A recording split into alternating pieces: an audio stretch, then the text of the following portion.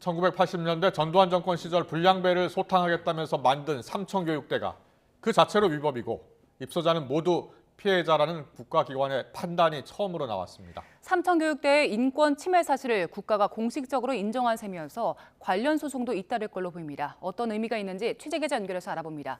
강민경 기자. 네, 사회 일부입니다. 진실화해위원회가 삼청교육 피해를 공식적으로 인정했습니다. 어떤 의미가 있습니까?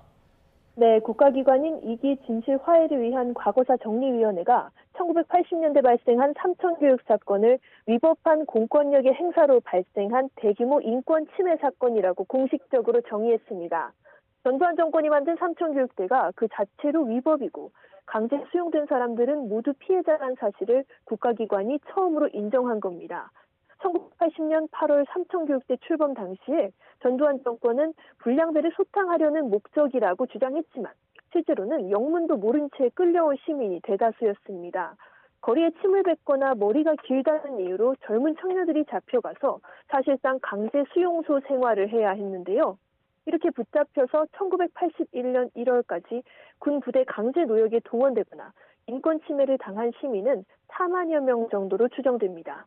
또 가혹행위를 견디지 못해 사망한 피해자만 최소 421명에 달합니다. 그러나 정부는 그동안 삼청교육 자체가 국가의 인권 침해였다는 걸 제대로 인정한 적이 없습니다. 지난 2018년 말 대법원이 삼청교육의 법적 근거인 개헌포고 13호를 위법으로 판단하긴 했지만 사법부의 결정이라서 가해자인 국가의 공식 인정과는 거리가 있습니다. 그런 만큼 독립적 국가기관인 진실화해위원회가 삼청교육대를 인권 침해로 규정한 이번 결정은 향후 상당한 파장이 예상됩니다. 네, 인권 침해가 처음으로 공식 인정된 거면 당시 피해자들은 그동안 손해배상을 받지 못한 겁니까? 아닙니다. 지난 2004년 삼청교육 피해자법이 만들어지긴 했습니다.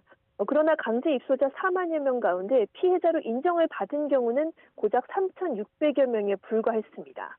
법 제정 당시에 삼청교육 피해자의 법적 정의를 삼청교육에 의해서 다치거나 또는 사망한 자로만 제한했기 때문입니다.